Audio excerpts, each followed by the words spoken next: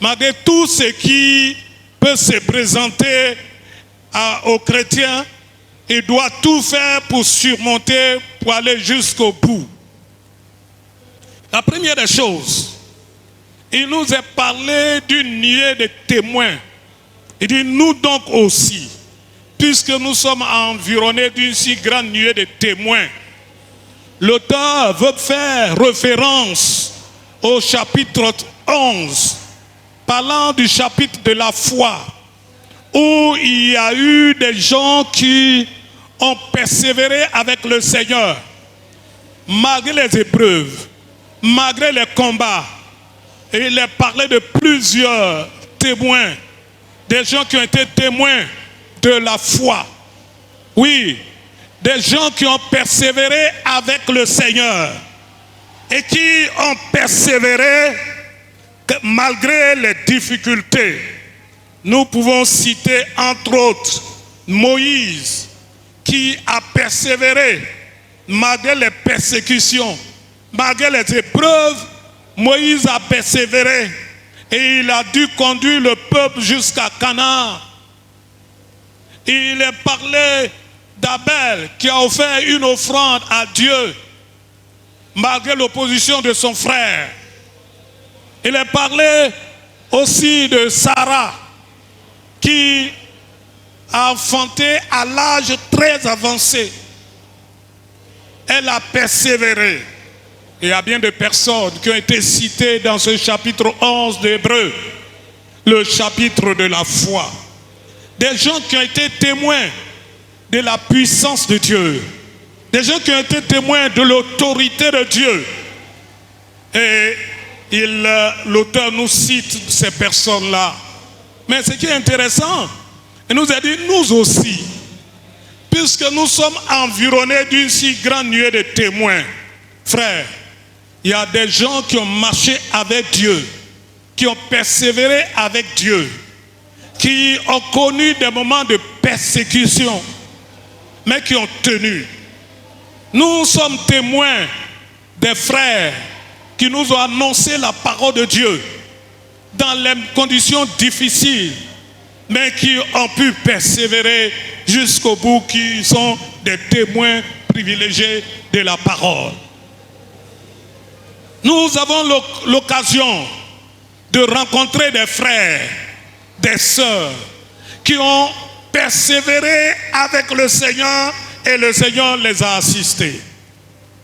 Nous voulons parler d'une sœur que nous avons rencontrée dans une église. Son mari était chauffeur d'un préfet et puis chaque fois qu'elle partait à l'église, elle revenait. Elle ne pouvait pas dormir à la maison. Elle devait dormir à la cuisine ou à la terrasse parce qu'elle a accepté le Seigneur. Il est important de savoir que lorsque nous acceptons le Seigneur, nous avons la possibilité de rencontrer des oppositions. Des oppositions de la part de plusieurs personnes. Ça peut être de notre famille, nos collègues de service, nos parents dans le quartier. On peut avoir toutes sortes d'oppositions. Mais, selon ce que nous venons de voir, il est parlé de ceux qui sont témoins de la grandeur de Dieu.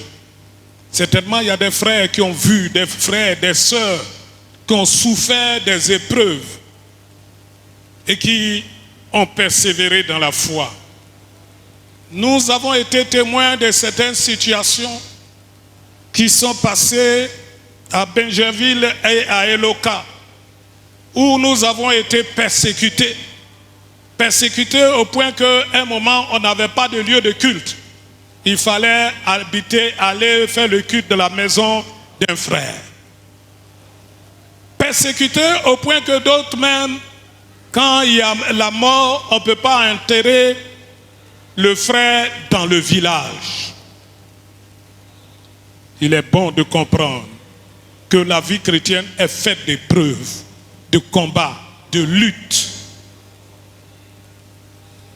Nous étions à Korogo pendant que la jeunesse était en train de faire sa réunion de jeunesse, les gens dansaient leur danse du poro. Au point que la jeunesse qui tapait son tam-tam et le tam-tam du poro, les deux se mélangeaient et l'homme du poro ne savait pas au son de quel tam-tam il fallait danser. Et finalement, les gens sont rentrés à l'église pour aller mélanger tout ce que la jeunesse faisait.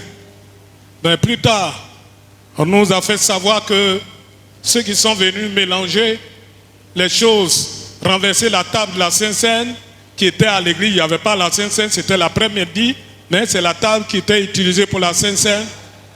Ils ont mélangé, ils ont fait tomber et on a eu les informations que celui qui a fait ça est devenu fou. Il est devenu fou plus tard. Lorsque nous servons le Seigneur, avec les épreuves, avec la persécution, le Seigneur est béni et le Seigneur nous assiste. Être témoin de la gloire de Dieu, témoin de la puissance de Dieu. Nous avons souvent entendu parler des gens qui ont été décapités à cause du Seigneur. Nous avons entendu souvent parler des chrétiens qui étaient dans certains pays. Ils étaient obligés de faire l'église du silence. C'est-à-dire qu'ils devaient se cacher dans les cavernes, se cacher dans les endroits pour ne pas qu'ils soient persécutés. Nous sommes avec des personnes qui ont vécu la gloire de Dieu, qui ont vécu la puissance de Dieu. Et ces personnes, ayant servi le Seigneur, ayant persévéré avec le Seigneur, ont pu aller de l'avant. Nous sommes témoins de la gloire de Dieu. Un jour, nous étions dans une ville, nous étions en train de faire l'évangélisation et un fou est venu se placer devant l'église. Ce fou-là, il était devant l'église tout le temps et à cause de lui, les gens avaient peur de venir à l'église. Il a fallu que les frères se lèvent pour chasser le fou. Mais pour chasser le fou, ça n'a pas été facile. Le fou a été chassé avec vigueur. Et les parents aux alentours disent, mais pourquoi les chrétiens, c'est eux qui ils vont chasser le fou? Ils ont commencé à persécuter les frères dans cette ville. Frères, sachant que si nous voulons servir le Seigneur, nous voulons faire la volonté de Dieu, on serait persécutés. Maintenant qu'il y a des témoins qui ont vu la gloire de Dieu et que nous devons persévérer, l'auteur nous dit maintenant qu'il faut rejeter tout ce qui peut être l'obstacle. Quand bien même il y a la persécution devant, quand bien même nous avons vu le témoignage de ceux qui ont suivi le Seigneur, mais il y a des éléments qui peuvent nous empêcher d'aller de l'avant. Le chrétien qui doit persévérer, il y a des choses qu'il doit mettre de côté afin de voir la gloire de Dieu, afin de voir ce que le Seigneur veut faire pour lui. L'auteur nous dit de rejeter tout fardeau. Tout fardeau est le péché qui nous enveloppe si facilement. Si nous voulons aller de l'avant, il y a des choses qui sont dans notre vie comme des fardeaux. Le fardeau, c'est un poids, c'est un bagage, c'est un problème, c'est des soucis qu'on peut porter. Tout fardeau. D'ailleurs, le Seigneur Jésus est venu pour nous libérer de tout fardeau. Matthieu chapitre 11, verset 28.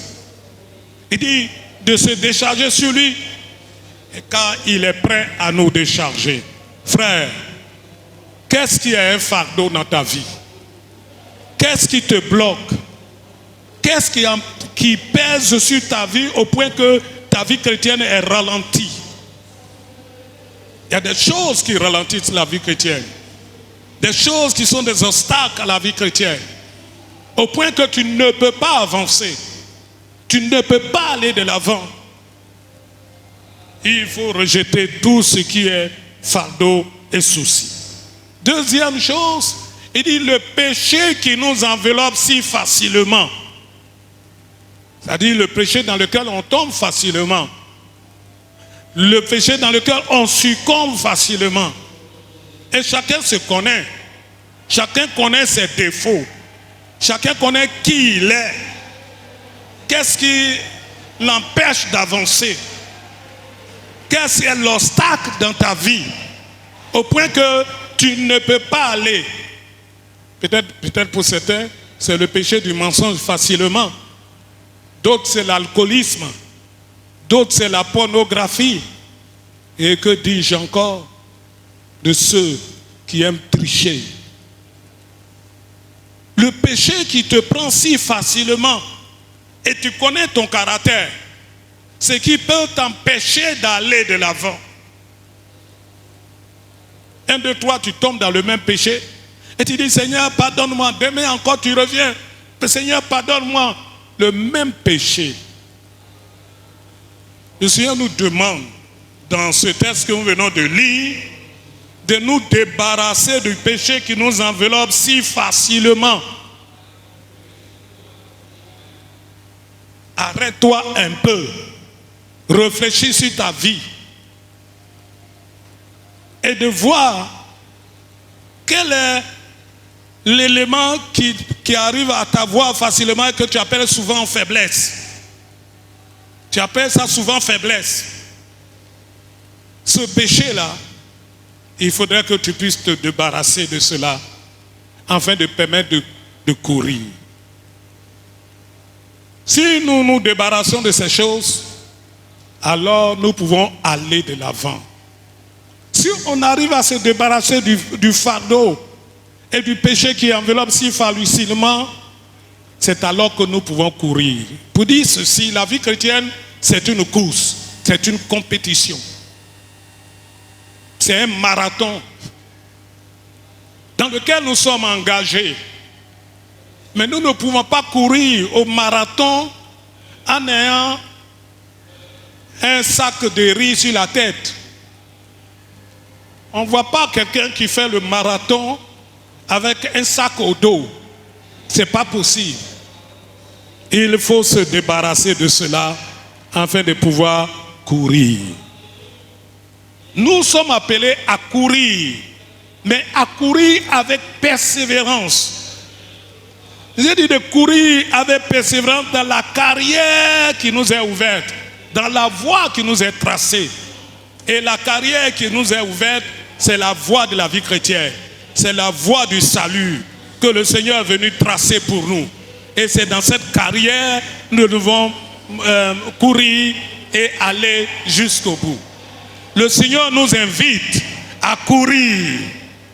Il ne nous dit pas de nous arrêter. Il y a des gens qui, dans la vie chrétienne, ils courent, ils vont, ils reculent. Ils vont, ils reculent. Ils vont un peu, ils rétrogradent. Il y a des gens qui peuvent rétrograder plusieurs fois. Tu n'es pas appelé à abandonner la foi. Tu es appelé à partir de l'avant, à courir. On ne t'a pas dit de courir en reculant. Il y a des gens qui courent en reculant. En ce moment-là, tu vas te faire du mal. On court pour aller de l'avant. On court pour aller tout droit. Il ne faut pas marcher. On ne nous demande pas de marcher dans ce texte-là. On ne nous demande pas de marcher ou bien de s'asseoir pour dormir. Souvent, on aime dormir. On aime que les autres prient pour nous. Mais nous-mêmes, on ne prie pas. On veut que ce soit les autres qui prient pour nous. Eux n'ont qu'à prier. Moi, je dors. Eux n'ont qu'à jeûner et prier. Moi, je mange. Nous sommes appelés à courir. Parce que le Seigneur nous invite à cela. Courons avec persévérance. Courons avec persévérance dans la voie que le Seigneur a tracée. Lui-même, il a tracé la voie. Il nous invite à courir. Il nous invite à aller de l'avant. Ce n'est pas le moment de s'asseoir. Ce n'est pas le moment de faire la paresse dans la vie chrétienne. Mais c'est le moment d'aller de l'avant avec le Seigneur. Il dit de courir dans la carrière qui nous est ouverte en ayant les regards sur Jésus. Dans la vie chrétienne, nous avons à regarder qu'à Jésus seul. Nous n'avons pas à regarder aux hommes. Nous devons regarder à Jésus. Bien souvent dans nos églises, il y a des pères spirituels, des mères spirituelles qui enfoncent les personnes. Il y a des pères spirituels, des mères spirituelles qui éloignent les chrétiens. Au lieu de les amener à regarder à Jésus, on veut que les personnes nous regardent. C'est notre exemple qu'ils doivent prendre. C'est sur nous, ils doivent tout copier. Nous n'avons pas à copier qui que ce soit. Nous pouvons voir des bons exemples d'un frère. C'est bon, on l'apprécie. S'il y a des choses importantes à récupérer dans son comportement, dans sa manière de faire, nous devons regarder. Mais ne regardons pas au caractère de quelqu'un. Nous n'avons pas à regarder à quelqu'un. Nous avons Jésus. C'est Jésus qui nous a sauvés. C'est Jésus qui perfectionne notre foi. C'est Jésus qui nous bénit. C'est lui qui nous accompagne dans ce que nous faisons. C'est Jésus qui est notre modèle. Notre modèle, ce n'est pas l'être humain. Les gens du monde disent qu'ils ont des modèles. Et en parlant de ces modèles, ils les appellent des idoles. C'est leurs idoles. Nous n'avons pas d'idole. Nous avons un modèle qu'il faut suivre. Et ce modèle, c'est Jésus. Si tu ne suis pas le modèle de Jésus et que tu suis le modèle d'un être humain, quand l'être humain va commettre des erreurs, toi, tu seras découragé. Une année, il y a eu des persécutions quelque part. Et puis, des situations sont arrivées. Nous sommes en période d'élection. Il y a des gens, à cause de ce qu'ils ont eu des problèmes et que leur candidat n'a pas eu, ils ont déchiré leur Bible. C'est un modèle. D'autres ont déchiré leur Bible parce que leur candidat n'a pas gagné à une élection. D'autres, en regardant l'homme, leur modèle, le frère qui était leur modèle, il a chuté avec sa fiancée. Et à cause de cela, ceux qui étaient attachés à ce frère ont abandonné la foi. Lui-même qui nous enseigne ça, et c'est lui qui a fait cela. Ne regardons pas à l'homme, mais regardons à Jésus. C'est Jésus qui soutient notre foi. C'est Jésus qui bénit notre vie. Et c'est lui qui est mort à la croix pour nous. C'est lui qui a été enlevé au ciel. C'est lui qui revient. C'est lui qui seul qui peut nous fortifier, nous donner la force pour aller de l'avant. Si nous ne regardons pas à Jésus et que nous regardons à nous-mêmes, c'est un problème. Nous regardons aux hommes, c'est un problème. Nous avons l'exemple de Pierre qui était dans la barque avec ses amis quand Jésus a marché sur l'eau pour venir vers eux. Les gens étaient effrayés. Pierre et ses compagnons étaient effrayés. Mais Pierre a dit, Seigneur, si c'est toi qui es vraiment en train de marcher sur l'eau, que je vienne vers toi. Le Seigneur lui a dit de venir. Il a marché sur l'eau. Mais à un certain moment, il a regardé les vagues. Il a regardé tout ce qui est autour de lui. Il dit, c'est moi, Pierre, qui a marché aussi sur l'eau. Il a commencé à douter et il a commencé à s'enfoncer. Si nous regardons à Jésus, on ne va pas s'enfoncer. Mais si nous regardons à l'homme, si quelqu'un veut regarder Pasteur Quadieux Jean-Baptiste, vous serez déçus parce que je suis un pécheur. Amen. Qu'on dise Amen. Moi, je suis un pécheur.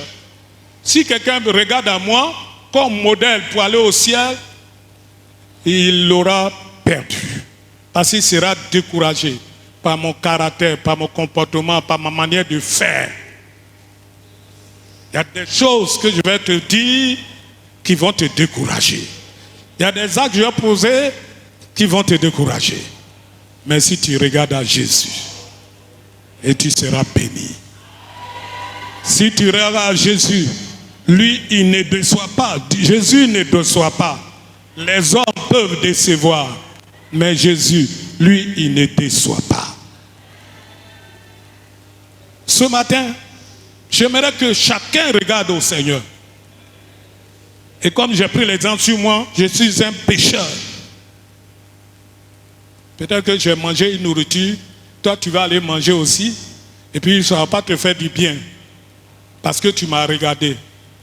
Si moi j'ai mangé 1000 pâtes, ça va te scandaliser. Si j'ai mangé un cafard, ça va te scandaliser. Si j'ai dit une parole, ça va te scandaliser. Mais Jésus, lui, il ne déçoit jamais. Parce qu'il est au-dessus. Regardons à Jésus. C'est lui, selon le texte, il dit il est le consommateur de la foi. À cause de ce qu'il avait en vue, il a supporté les épreuves. Si nous regardons à Jésus, il va nous aider à supporter les épreuves. Si nous regardons à Jésus, il va nous donner la possibilité d'enjamber toute situation qui pourrait se présenter à nous. Regardons à Jésus. Lui, malgré les situations, il n'était pas découragé. Il a persévéré. Ce matin, je voulais dire, il ne faut pas regarder à l'homme. Ne regardez pas au pasteur Kofi. Lui, il s'en va. Pasteur Kofi, lui, il s'en va. Pasteur Badou s'en va. Hervé, lui aussi, il s'en va. Moi-même, je suis avec vous là. Ne me regardez pas. Regardez à Jésus. C'est Jésus, il faut voir. Au travers de ce que nous prêchons, au travers de ce que nous faisons en tant que serviteurs de Dieu, ne regardez pas notre personne, mais regardez la personne de Jésus qui nous utilise pour vous parler, qui nous utilise pour vous aider, pour vous exhorter, pour prier pour vous accompagner dans ce que vous avez à faire. Ce matin, je veux m'arrêter et dire ceci, que nous tous, nous regardons à Jésus.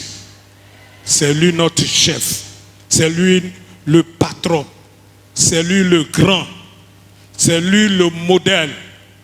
Lorsque nous voyons l'histoire de Moïse, le Seigneur a dit à Moïse, regarde, le modèle du tabernacle que je vais te montrer va construire le même modèle. Notre modèle, c'est Jésus. Amen. Amen. On va se lever, s'il vous plaît, on va prier le Seigneur. Notre espoir dans les combats, c'est Jésus le roi des rois.